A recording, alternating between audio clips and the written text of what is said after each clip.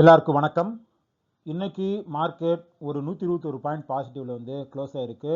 Actually மார்க்கெட்ல இன்னைக்கு வெலட்டாலிட்டி அப்படிங்கிறது இருந்தது. எலெக்ஷன் ரிசல்ட் டே அப்படிங்கிறதுனால மேற்கு வங்கத்திலையும் அஸ்ஸாம்லையும் பாஜக வந்து ரொம்ப அதிகமான சீட்டு ஜெயிச்சதுனால மார்க்கெட்ல ஒரு பாசிட்டிவ் மொமெண்டம் வந்து இருக்கும் அப்படிங்கிற மாதிரி எதிர்பார்க்கப்பட்டது. பட் ஆனால் மார்க்கெட் திரும்ப ஒரு 121 பாயிண்ட் ப்ளஸ் அப்படிங்கிற லெவல்லையே வந்து க்ளோஸ் பண்ணிட்டாங்க. அதுக்கான முக்கியமான காரணம் என்ன அப்படின்னா இன்டர்நேஷனல் லெவலில் க்ரூட் ஆயிலோட ப்ரைஸ் அப்படிங்கிறது இன்னமுமே ஹையாக தான் இருக்குது. ஸோ அதனால் இன்ஃப்ளேஷன் வந்து அதிகமாக வரும் அப்படிங்கிற அந்த ஒரு பயம் அப்படிங்கிறது உலகம் ஃபுல்லாகவே வந்து இருக்குது. அதோட ஒரு டவுன் ட்ரெண்ட் தான் இன்னைக்கு மார்க்கெட்டில் அந்த அளவுக்கான ஒரு பாசிட்டிவ் மூமெண்டம் வந்து நடக்காததுக்கான ஒரு முக்கியமான காரணமாக இருக்குது.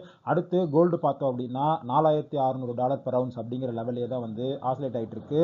இந்தியாலுமே 22 கேரட் கோல்டு 14,000 ரூபா ஒரு கிராம் அப்படிங்கிற லெவலில் வந்து இருக்காங்க.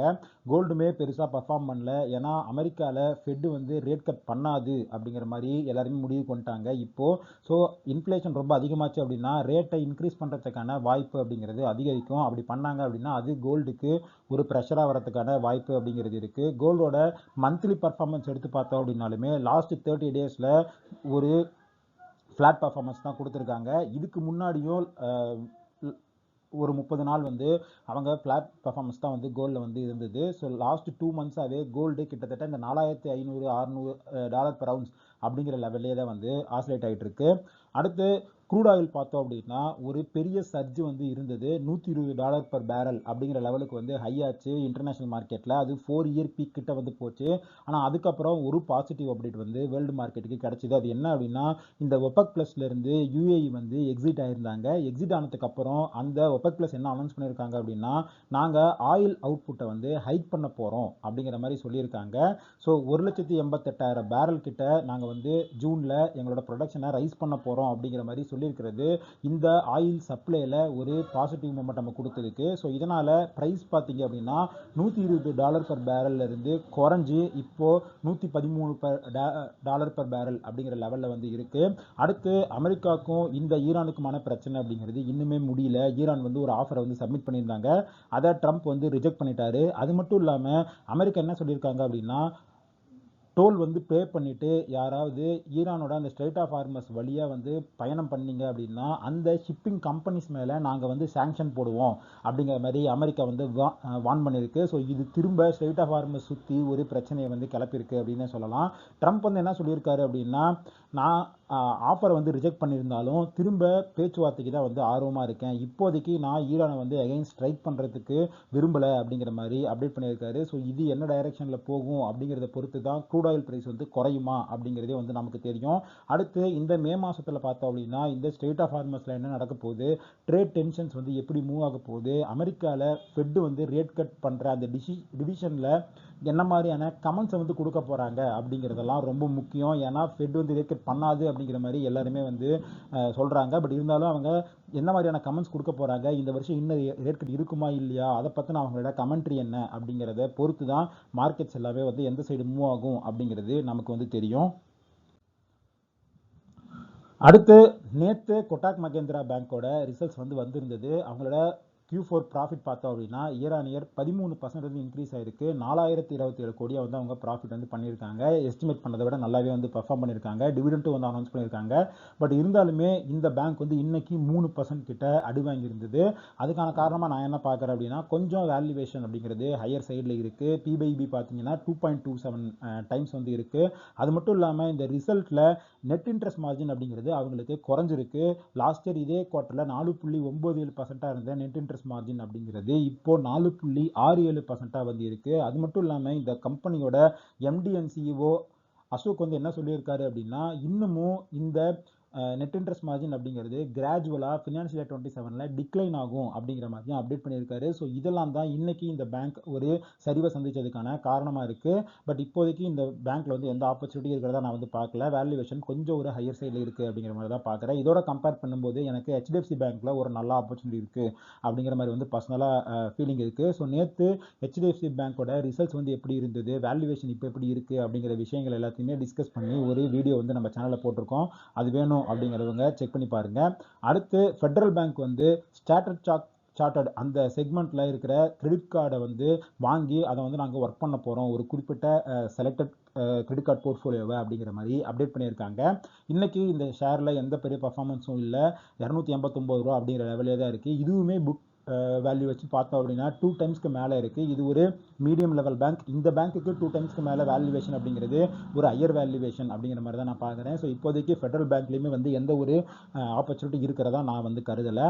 அடுத்து கடந்த ஒரு மாதத்தில் நல்லா பர்ஃபார்ம் பண்ண ஒரு இண்டெக்ஸ் அப்படின்னு நம்ம எடுத்து பார்த்தோம்னா அது வந்து எஃப்எம்சிஜி இண்டெக்ஸாக இருக்குது. கிட்டத்தட்ட 10% கிட்ட எஃப்எம்சிஜி வந்து அப்பா இருக்குது. அதுலேயும் நெஸ்லே வந்து அவங்களோட ஆல் டைம் ஹை கிட்ட இருக்காங்க, 52 வீக் ஹை கிட்ட வந்து இருக்காங்க. இப்போ நெஸ்லே என்ன சொல்லியிருக்காங்க அப்படின்னா, இந்த வெஸ்ட் ஏஷியா வார்னால ரா மெட்டீரியல் காஸ்ட் எல்லாமே வந்து அதிகமாக இருக்குது. ஸோ அதனால் நாங்கள் எங்களோட பொருட்களோட விலையை வந்து ஏற்ற போகிறோம் அப்படிங்கிற மாதிரி அப்டேட் பண்ணியிருக்காங்க. ஹெச்யூஎல் இந்துஸ்தான் யூனிலிவருமே அவங்க ரிசல்ட்ஸ் வந்து கொடுத்துருக்காங்க. Q4ல் அவங்க ப்ராஃபிட் 21.4% ஜம்ப் ஆயிருக்கு. இந்த ஷேருமே கடந்த ஒரு மாதத்தில் 10% கிட்ட அப் ஆகி பாசிட்டிவாக ரன் ஆகிட்டு இருக்கு. ஓவராலாகவே எஃப்எம்சிஜி இண்டெக்ஸே பார்த்தோம்னா 10% கிட்ட அப் ஆயிருக்கு. ஆனால் லாஸ்ட் ஒரு 1.5 இயர்ஸாக இந்த செக்டாரே வந்து பெருசாக பர்ஃபார்ம் பண்ணலை. நம்ம முன்னாடி வீடியோஸ்லேயே இந்த எஃப்எம்சிஜியை ETF பை பண்ணுறதை நான் வந்து பண்ணிட்டு இருக்கேன் அப்படிங்கிற மாதிரி அப்டேட் பண்ணியிருந்தேன்.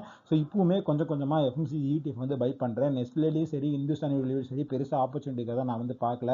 இதே சமயத்தில் ஐடிசி வந்து பயங்கரமாக ஏறலை, அங்கே அடி வந்து நல்லாவே விழுந்து அந்த 300 ரூபா 310 ரூபா ரேஞ்சிலே இருக்காங்க. ஸோ அந்த சைடு லாங் டேர்முக்கு கொஞ்சம் கொஞ்சம் அப்பப்போ அக்குமுலேட் பண்ணுறது அப்படிங்கிறத பண்ணிட்டு இந்த எஃப்எம்சிஜி இண்டெக்ஸை வந்து கொஞ்சம் கொஞ்சமாக நான் பை பண்ணிட்டு இருக்கேன். நெஸ்லேயும் சரி இந்துஸ்தான் யூனிலிவரும் சரி ஏதாவது ஒரு பெரிய கரெக்ஷன் வருது அப்படின்னா அப்போ தான் வந்து ஒரு ஆப்பர்ச்சுனிட்டி ஓப்பன் ஆகும். ஏன்னா இந்த பாசிட்டிவ் மொமெண்டம் அப்படிங்கிறது தொடர்றதுக்கான வாய்ப்பு ரொம்ப கம்மி. ஏன்னா முன்னாடி பார்த்த மாதிரி இன்ஃப்ளேஷன் அதிகமாச்சு அப்படின்னா மக்கள் செலவு பண்ணுறதை கம்மி பண்ணுவாங்க. அப்போ இந்த கம்பெனிஸோட இந்த சேல்ஸ் அப்படிங்கிறது அடி வாங்குறதுக்கான வாய்ப்பு அப்படிங்கிறது ரொம்பவே அதிகமாக இருக்குது.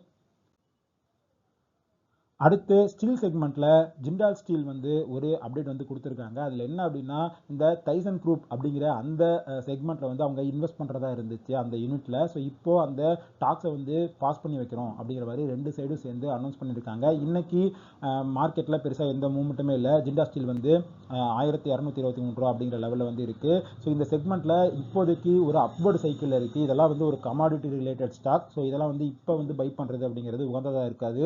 இதே செக்மெண்ட்டில் இருக்கிற இன்னொரு ஷேர் அப்படின்னு பார்த்தோம்னா டாடா ஸ்டீல், அதுவுமே வந்து 211 ரூபா அப்படிங்கிற லெவலில் இருக்குது. ஸோ இந்த செக்மெண்ட்டை இப்போதைக்கு ஒரு ஓவர் வேல்யூவில் இருக்குது அப்படிங்கிற மாதிரி தான் நான் வந்து பார்க்குறேன். அடுத்து டிமார்ட்டோட ஷேர்ஸ் வந்து 3% கிட்ட ஃபால் ஆகிருக்கு. அவங்க Q4 ரிசல்ட்ஸ் வந்து கொஞ்சம் க்ரோத் வந்து நல்லா இருந்தாலும் ப்ராஃபிட் வந்து மிஸ் பண்ணியிருக்காங்க. இன்னைக்கு ஷேர் வந்து 5% கிட்ட அடி வாங்கியிருக்கு.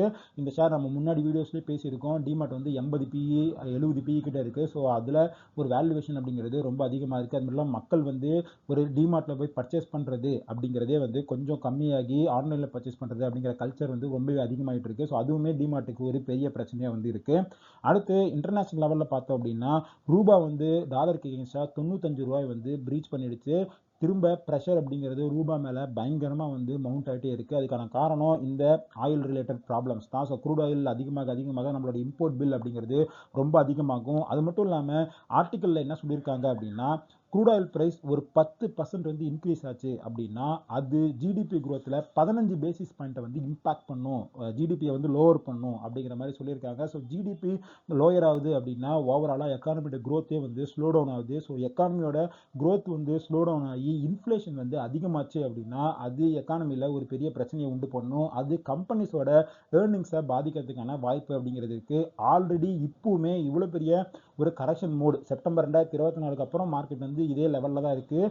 இவ்வளோ நாள் டைம் கரெக்ஷன் ஆகியுமே மார்க்கெட் வந்து ஒரு ஹையர் சைட் ஆஃப் வேல்யூவேஷனில் இருக்கிறதா தான் வந்து பிஇ வந்து நமக்கு சொல்லுது. ஸோ திரும்ப ஏர்னிங்ஸில் வந்து ஒரு ப்ராப்ளம் வந்துச்சு அப்படின்னா திரும்ப மார்க்கெட்டில் ஒரு ஃபால் வரதுக்கான வாய்ப்பு இருக்குது. ஸோ இப்போதைக்கு எந்த ஷேர்லையுமே வந்து நான் பெருசாக வந்து இன்வெஸ்ட் பண்ணல, கொஞ்சம் கொஞ்சமாக தான் அக்குமுலேட் பண்ணிட்டு இருக்கேன். ஒரு சில ஃபண்ட்ஸை வந்து இப்போதைக்கு சேஃபான இடத்துல வந்து ஸ்டோர் பண்ணி வச்சுருக்கேன். நாளைக்கு ஏதாவது ஒரு பெரிய ஃபால் வந்துச்சு அப்படின்னா தான் அந்த மாதிரியான பங்கில் வந்து நான் வந்து இன்வெஸ்ட் பண்ணுவேன். அதுக்கு இன்னொரு இண்டிகேஷன் என்னென்னு பார்த்தோம்னா எல்பிஜி கேஸ் சிலிண்டர்ஸோட ப்ரைஸ் அப்படிங்கிறது கண்ணா பின்னான்னு ஏறி இருக்குது. சிட்டி சைடு எல்லா சைட்லையுமே அது வந்து ரெஸ்டாரண்ட்டில் பிஸ்னஸை வந்து பாதிச்சிருக்கு, அவங்களோட மார்ஜின்ஸை பாதிச்சிருக்கு, பொருட்களோட விலை அப்படிங்கிறது ஏறி இருக்குது. ஸோ இது எல்லாமே இன்ஃப்ளேஷன் அடுத்தடுத்த குவார்ட்டர்ஸில் அதிகமாகும் அப்படிங்கிறத தான் வந்து காட்டுது. அமெரிக்காவில் என்ன நடந்துட்டு இருக்கு அப்படின்னு பார்த்தோம்னா பெர்க்ஷைர் ஹாத்வே அவங்களோட கேஷ் பையில் வந்து இன்க்ரீஸ் பண்ணிகிட்டே இருக்காங்க. இப்போதைக்கு இந்த ரீசன்ட் குவார்ட்டர் அப்டேட்டில் பார்த்தோம் அப்படின்னா $397 பில்லியன் கேஷை வந்து வெறுமனே எதுலையுமே இன்வெஸ்ட் பண்ணாமல் ட்ரெஷரி பில்ஸ் மூலமாக பெர்க்ஷைர் ஹாத்வே வந்து வச்சிருக்காங்க. ஸோ இது வந்து என்ன தெரியுது அப்படின்னா இப்போதைக்கு அவங்க மார்க்கெட்டில் எந்த ஆப்பர்ச்சுனிட்டி இருக்கிறதா பார்க்கல, வெறும் கேஷ் மட்டும் வச்சு இப்போதைக்கு வந்து வெயிட் பண்ணிட்டு இருக்காங்க அப்படிங்கிற மாதிரி தான் நமக்கு வந்து தோணுது. ஸோ இதெல்லாம் தான் இன்னைக்கு மார்க்கெட் ரிலேட்டட் நியூஸ். நாளைக்கு மார்க்கெட் எப்படி ஓப்பன் ஆகும், அதில் என்னென்ன அப்டேட்ஸ் இருக்குது அப்படிங்கிறத இன்னொரு வீடியோவில் வந்து நான் டிஸ்கஸ் பண்ணுறேன். இந்த வீடியோவில் நம்ம டிஸ்கஸ் பண்ண எல்லா விஷயங்களுமே ஒரு இன்ஃபர்மேட்டிவ் பர்பஸ்க்கு தான். நீங்கள் பர்சனலாக ரிசர்ச் பண்ணுங்கள், செபி சர்டிஃபிகேட்டை செக் பண்ணிவிட்டு அதுக்கப்புறம் இன்வெஸ்ட் பண்ணுங்கள். இந்த வீடியோ பிடிச்சிருந்தா இந்த வீடியோ லைக் பண்ணுங்கள், நம்ம சேனல் சப்ஸ்கிரைப் பண்ணுங்கள். ஏதாவது ஸ்டாக் பற்றி உங்களுக்கு டீட்டெயில்ஸ் ஏதாவது தெரிஞ்சுக்கணும் அப்படின்னா அதை வந்து கமெண்ட்ஸில் போடுங்க. இன்னொரு வீடியோவில் உங்களை மீட் பண்ணுறேன். அது வரைக்கும் நன்றி, வணக்கம்.